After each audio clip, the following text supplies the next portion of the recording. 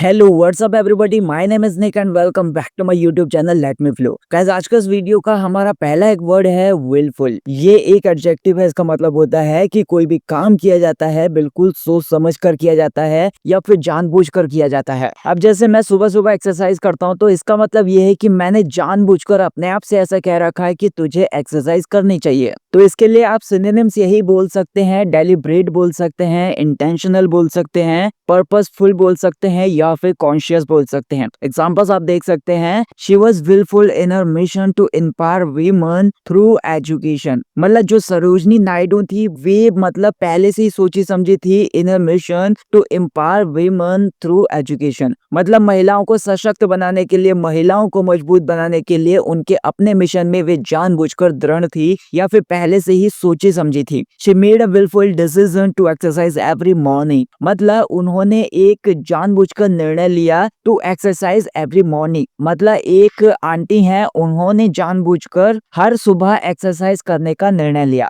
Next word है हमारा ascent. ये एक नाउन है। इसका मतलब होता है मतलब किसी चीज का ऑफिशियली अग्रीमेंट बोल सकते हो या फिर अप्रूवल बोल सकते हो। मतलब ऑफिशियल तौर पर उसको स्वीकार करने की जो प्रोसेस होती है उसको असेंट बोलते हैं। अब जैसे कोई भी प्रोजेक्ट है तो उसके प्रति स्वीकृति बोल सकते हैं, या फिर जैसे कोई पर्सन है या फिर कोई भी संस्था है उसके द्वारा कोई भी स्वीकृति दी जाती है या फिर उस किसी चीज को एक्सेप्ट किया जाता है या फिर किसी चीज की मंजूरी दी जाती है तो उसको असेंट बोलते हैं। अब जैसे नया प्रोजेक्ट अगर लॉन्च करते हैं कोई भी तो उसको जो स्वीकृति मिलती है, उसको जो मंजूरी मिलती है उसको असेंट बोला जा सकता है। ऐसे ही जब पार्लियामेंट में नई पॉलिसीज लागू की जाती हैं तो उस टाइम पर भी उसको स्वीकृति मिलती है, मतलब उसको असेंट मिलता है। तो मतलब इसके सिनोनिम्स यही हो गए, अग्रीमेंट बोल सकते हैं, अप्रूवल बोल सकते हैं, एंडोर्समेंट भी बोल सकते हैं। तो एग्जांपल्स आप देख लीजिए, he nodded in assent when asked about the proposal. मतलब उसने अपना नॉड किया या फिर ऐसा बोल सकते हो सिर हिलाना। मतलब किसी चीज की स्वीकृति में सिर हिलाना मतलब नॉड करना। व्हेन आस्क्ड अबाउट प्रपोजल मतलब जब उससे प्रपोजल के बारे में पूछा गया था या फिर जब उससे प्रस्ताव के बारे में पूछा गया था तो उसने उसकी स्वीकृति में अपना सिर हिलाया, ऐसे करके। Sarojini Naidu's idea on women's empowerment gained national assent. मतलब जो सरोजिनी नायडू का आइडिया था ऑन वीमेन्स एम्पावरमेंट मतलब महिला सशक्तिकरण के ऊपर जो भी आइडिया था, उनके जो भी विचार थे उनको नेशनल लेवल पर स्वीकृति मिली। नेक्स्ट वर्ड है हमारा प्रोवाइजो। ये एक नाउन है। मतलब कोई शर्त बोल सकते हो, कोई नियम बोल सकते हो या फिर कोई कंडीशन बोल सकते हो किसी भी चीज को एक्सेप्ट करने के लिए या फिर किसी भी चीज को करने के लिए। अब जैसे कोई कानून बनाया जाता है तो किसी चीज की सुरक्षा के लिए बनाया जाता है या फिर किसी चीज की जरूरत के लिए बनाया जाता है, तो उस लॉ को, उस कंडीशन को आप प्रोवाइजो बोल सकते हैं। अब जैसे पिछले महीने मैं दिल्ली में किसी अपार्टमेंट में गया था, किसी से मिलने के लिए गया था, तो वहां पर मैंने एक चीज देखी कि उस अपार्टमेंट में कुत्ते अलाउड नहीं थे या फिर डॉग्स वहां पर अलाउड नहीं थे। तो इसका मतलब ये हुआ कि वहां पर एक नियम बनाया गया है, एक कंडीशन रखी गई है, वहां पर कुत्ते अलाउड नहीं है या फिर कुत्तों को ले जाना वहां पर वर्जित है। तो इसके लिए सिनोनिम्स यही हो गए, कंडीशन बोल सकते हैं, रिक्वायरमेंट बोल सकते हैं। तो एग्जांपल्स आप देख लीजिए, Sarojini Naidu instead on a proviso ensuring women's role in politics.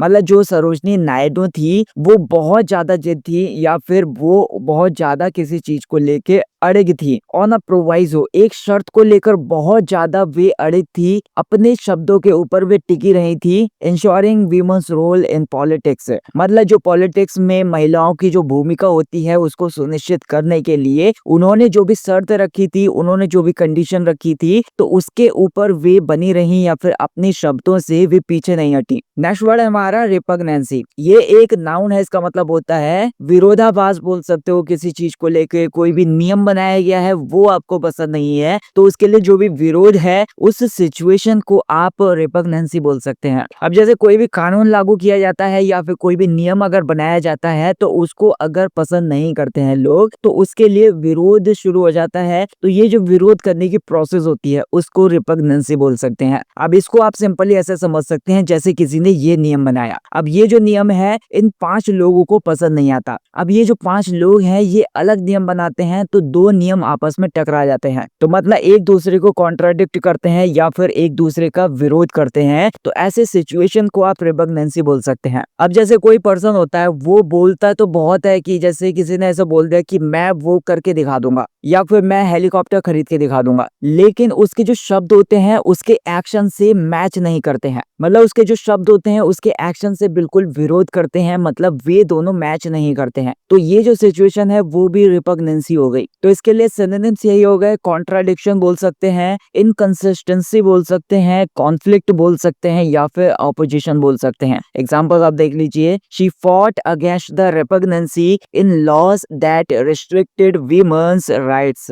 मतलब जो सरोजनी नायडू थी, उन्होंने लड़ाई लड़ी अगेंस्ट द रिपग्नेंसी। जो भी नियम कानून होते हैं उनमें जो भी विरोधाभास होता है, उनमें जो भी विरोध प्रदर्शन होता है, उनके खिलाफ उन्होंने लड़ाई लड़ी। दैट रिस्ट्रिक्टेड वीमेन्स राइट्स, जो भी महिलाओं के अधिकार होते हैं उनको रेस्ट्रिक्ट करने वाले जो भी कानून होते हैं, उनको सीमित करने वाले जो भी कानून होते हैं, उनमें जो भी विरोधाभास होता था, जो भी विरोध होता था, ऐसी सिचुएशन के खिलाफ वे लड़ाई लड़ी। नेक्स्ट एग्जांपल है, his words and actions had a clear repugnancy. मतलब उसके जो शब्द होते हैं, मतलब वो बोलता तो बहुत है लेकिन वो करके नहीं दिखाता है, तो उसके जो शब्द हैं उसके एक्शन से क्लियरली विरोधाभास करते हैं या फिर क्लियरली विरोध करते हैं एक दूसरे का। नेक्स्ट एक वर्ड है हमारा फैसिनेटिंग। ये एक एडजेक्टिव है, इसका मतलब ये है कि कोई भी सिचुएशन है जो कि बहुत ज्यादा इंटरेस्टिंग है, कोई पर्सन हो सकता है, कोई भी चीज हो सकती है जो फैसिनेटिंग है, इसका मतलब ये है कि वो बहुत ज्यादा इंटरेस्टिंग है, बहुत ज्यादा आकर्षक है। तो इसके लिए आप सिनोनिम्स यही बोल सकते हैं, कैप्टिवेटिंग बोल सकते हैं, इंट्रिगिंग बोल सकते हैं, मैस्मराइजिंग बोल सकते हैं। तो एग्जांपल्स आप देख लीजिए, Sarojini Naidu's fascinating speeches inspired many young women. मतलब जो सरोजनी नायडू की फैसिनेटिंग स्पीच थी या फिर सरोजनी नायडू की जो भी मनमोहक या फिर बहुत ज्यादा रुचि से भरी हुई, बहुत ज्यादा इंटरेस्टिंग जो भाषण थे, उन्होंने कई युवा महिलाओं को प्रेरित किया। The book she was reading was absolutely fascinating. मतलब वो जो लड़की थी, वो जो बुक पढ़ रही थी वो बहुत ज्यादा फैसिनेटिंग थी, बहुत ज्यादा आकर्षक थी, बहुत ज्यादा इंटरेस्टिंग थी।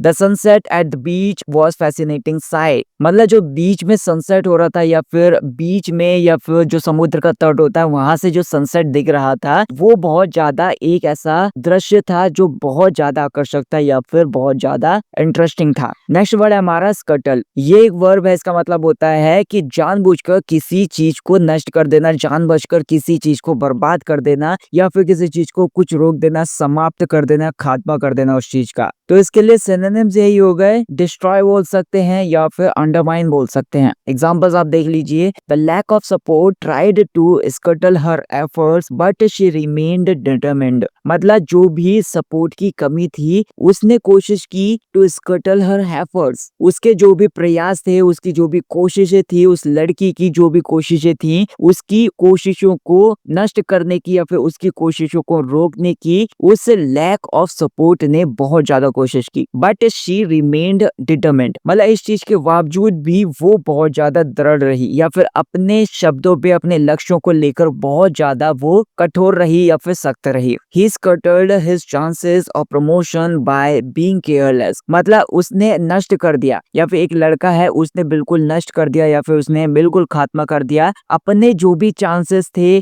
या फिर उसके जो भी मौके थे, मतलब आगे चलकर उसका जो भी प्रमोशन होने वाला था, ऐसे मौकों को उसने बिल्कुल खत्म कर दिया या फिर उनको नष्ट कर दिया बाय बीइंग केयरलेस। मतलब किसी चीज में उसने लापरवाही कर दी तो इसकी वजह से उसने सारे मौकों को खत्म कर दिया। नेक्स्ट हमारी एक फ्रेज है बेंट ऑन। इसका मतलब होता है कि कोई पर्सन है वो किसी चीज को करने के लिए, किसी चीज को पाने के लिए बहुत ज्यादा दृढ़ संकल्पी है, दृढ़ निश्चयी है, तो उसके लिए आप बेंट ऑन बोल सकते हैं। जैसे सरोजनी नायडू महिलाओं को सशक्त बनाने के लिए बहुत ज्यादा दृढ़ संकल्पी थी या फिर दृढ़ निश्चयी थी। अब जैसे पिछले साल 2024 की स्टार्टिंग थी, तो उस टाइम पर मैं बहुत ज्यादा दृढ़ संकल्पी था। मतलब उस टाइम पर मैंने ये ठान रखा था कि मैं हर रोज एक वीडियो डालूंगा। मतलब 1 महीने तक मैंने लगातार वीडियो भी डाली थी। तो उस टाइम पर मैं बहुत ज्यादा दृढ़ संकल्पी था, मतलब मैं बहुत ज्यादा बेंट ऑन था। तो इसके लिए आप सिनोनिम्स यही बोल सकते हैं, डिटरमिन्ड बोल सकते हैं, रिजॉल्व्ड बोल सकते हैं, फोकस्ड बोल सकते हैं। तो एग्जांपल्स आप देख लीजिए, Naidu remained bent on empowering women through education. मतलब जो जो नायडू थी, सरोजनी नायडू थी, वे बेंट ऑन रही या फिर दृढ़ संकल्पी रही एजुकेशन के माध्यम से जो भी महिलाएं थी उनको सशक्त बनाने के लिए। His bent on losing weight, मतलब वो जो लड़का है वो अपने वेट को कम करना चाहता है, तो अपने वेट को कम करने के लिए वो दृढ़ संकल्पित है, या फिर ऐसा बोल सकते हैं वो दृढ़ निश्चयी है। नेक्स्ट हमारा एक वर्ड है लॉफ्टी। ये एक एडजेक्टिव है, इसका मतलब होता है कुछ भी है जो कि बहुत ज्यादा हाई है, बहुत ज्यादा महान है बोल सकते हैं। अभी 2-4 दिन पहले जो मैंने अपनी वोकैबुलरी वीडियो अपलोड की थी उसमें भी इस वर्ड को मैंने ऐड किया था, लेकिन आज इसको ऐड करने का सेंस यही है कि हम सिचुएशन के साथ इसको रिलेट कर सकें। ये जो नई सिचुएशन है सरोजनी नायडू वाली, इस सिचुएशन के साथ भी इस वर्ड को रिलेट कर सकें, तो इसीलिए मैंने इस वर्ड को इस वीडियो में भी लिया है। तो इसको आप ऐसे भी बोल सकते हैं जैसे कोई भी पर्सन है वो बहुत ज्यादा महान है, बहुत ज्यादा एम्बिशियस है, मतलब महत्वाकांक्षी है, या फिर ऊंचे विचार वाला है। मतलब अगर पॉजिटिव तरीके से यूज करना चाहें तो इसका मतलब ये हो जाएगा कि वो ऊंचे विचार वाला है या फिर अच्छे आदर्श वाला है। लेकिन अगर नेगेटिव सेंस में इसका यूज करना चाहें तो इसको हम ऐसे बोल सकते हैं कि कोई पर्सन है बहुत ज्यादा मात्रा में वो अहंकारी है, उसके अंदर बहुत ज्यादा घमंड भरा हुआ है। तो इसके लिए सिनोनिम्स यही हो गए, ग्रैंड बोल सकते हैं, एम्बिशियस बोल सकते हैं, या फिर वेरी हाई बोल सकते हैं। एग्जांपल आप देख लीजिए, Sarojini Naidu had Lofty dreams of a free and equal society. मतलब जो सरोजनी नायडू थी उनके पास लॉफ्टी ड्रीम्स थे, यानी कि ऊंचे सपने थे, या फिर बहुत ज्यादा मात्रा में जो महान सपने होते हैं, ऊंचे आदर्शों वाले जो सपने होते हैं वो थे of free and equal society. मतलब वे एक स्वतंत्र सोसाइटी बनाना चाहती थी या फिर बहुत ज्यादा समान सोसाइटी बनाना चाहती थी जिसमें सारे के सारे लोगों के लिए समान नियम हो, ऐसे सोसाइटी क्रिएट करना चाहती थी। She said a Lofty goal of running a marathon this year. मतलब उस लड़की ने एक ऐसा गोल सेट किया जो कि बहुत ज्यादा महान है, बहुत ज्यादा मात्रा में बहुत बड़ा लक्ष्य है। Of running a marathon this year मतलब मैराथन दौड़ने का उसका ऊंचा लक्ष्य इस साल उसने तय किया। नेक्स्ट वर्ड है हमारा टेंजिबल। ये एक एडजेक्टिव है, इसका मतलब होता है कि कुछ भी है जो कि बहुत ज्यादा रियल है, बहुत ज्यादा क्लियर है। मतलब जैसे कोई भी चीज है उसको बिल्कुल क्लियरली महसूस किया जा सकता है। कोई भी ऐसा काम है या फिर कोई प्रॉफिट है या फिर किसी चीज का प्रभाव है तो उसको क्लियरली अगर फोकस किया जा सकता है उसके ऊपर, या फिर उसको एक्सपीरियंस किया जा सकता है, उसको महसूस किया जा सकता है, तो उसको टेंजिबल बोला जा सकता है। तो इसको आप ऐसा समझ सकते हैं जैसे जो महंगाई का असर होता है वो आम नागरिक के ऊपर या फिर आम जनता के ऊपर बहुत ज्यादा मात्रा में देखने के लिए मिलता है, या फिर मतलब सीधा सीधा ये हो गया कि महंगाई का असर हम महसूस कर सकते हैं। तो मतलब वो जो चीज है, वो जो सिचुएशन है, उसको आप टेंजिबल बोल सकते हैं। तो इसके लिए सिनोनिम्स यही हो गए, रियल बोल सकते हैं, मेजरेबल बोल सकते हैं, टचेबल बोल सकते हैं, या फिर विजिबल बोल सकते हैं। एग्जांपल आप देख सकते हैं, Sarojini Naidu's efforts led to tangible improvements in women's rights. मतलब जो सरोजनी नायडू के एफर्ट्स थे, सरोजनी नायडू की जो भी कोशिशें थी वो टेंजिबल इम्प्रूवमेंट्स का कारण बन गई, या फिर उनकी जो कोशिशें थी ऐसे सुधारों का कारण बन गई, या फिर ऐसे सुधार जो कि दिखाई दे सकते थे, जिनको महसूस किया जा सकता था, ऐसे सुधारों का कारण बन गई इन वीमेंस राइट्स। जो भी महिलाओं के अधिकार थे उनमें साफ साफ सुधार दिखाई देने लग गए। There is a tangible impact of inflation on common people. मतलब जो भी साफ तरीके से दिखाई देने वाला प्रभाव है महंगाई का ऑन कॉमन पीपल, जो भी आम जनता है उसके ऊपर महंगाई का जो साफ तरीके से दिखाई देने वाला प्रभाव है वो दिखाई दे रहा है या फिर वो पड़ रहा है। तो इस वीडियो में मैंने इन सारे वर्ड्स के बारे में बात की, जिसमें पहला था विलफुल। इसका मतलब होता है कोई भी काम किया जाता है जो जानबूझकर किया जाता है, सोच समझकर किया जाता है। नेक्स्ट वर्ड था असेंट। मतलब किसी चीज को लेकर स्वीकृति बोल सकते हैं, कोई एक नियम है, कोई कानून है, उसको लेकर स्वीकृति बोल सकते हैं। प्रोवाइजो का मतलब होता है कोई शर्त है, कोई भी नियम है, कोई भी कानून है। रिपग्नेंसी का मतलब होता है किसी चीज के लिए विरोधाभास बोल सकते हैं, या फिर एक ऐसी सिचुएशन बोल सकते हैं जिसमें किसी चीज को लेकर या फिर किसी सिचुएशन को लेकर बहुत ज्यादा विरोध हो रहा है। फैसिनेटिंग का मतलब हो गया कुछ भी है जो कि बहुत ज्यादा आकर्षक है, बहुत ज्यादा इंटरेस्टिंग है। स्कटल का मतलब हो गया किसी चीज को नष्ट कर देना, बिल्कुल उसका खात्मा कर देना। बेंट ऑन का मतलब होता है कोई पर्सन जो बहुत ज्यादा दृढ़ निश्चयी है, बहुत ज्यादा दृढ़ संकल्पित है। लॉफ्टी का मतलब होता है कुछ भी है जो कि बहुत ज्यादा महान है, बहुत ज्यादा मात्रा में है। टेंजिबल का मतलब होता है बिल्कुल क्लियरली दिखाई देने वाला, बिल्कुल क्लियरली महसूस किया जाने वाला। कोई भी चीज हो सकती है, कोई सिचुएशन हो सकती है, कोई काम हो सकता है। जाता है। So that's it guys for this video. I hope आपको ये वीडियो पसंद आई होगी। आपके डाउट्स मुझे कमेंट सेक्शन में बताइए। वीडियो को लाइक कर देना, चैनल को सब्सक्राइब कर देना। Thank you so much for watching this video.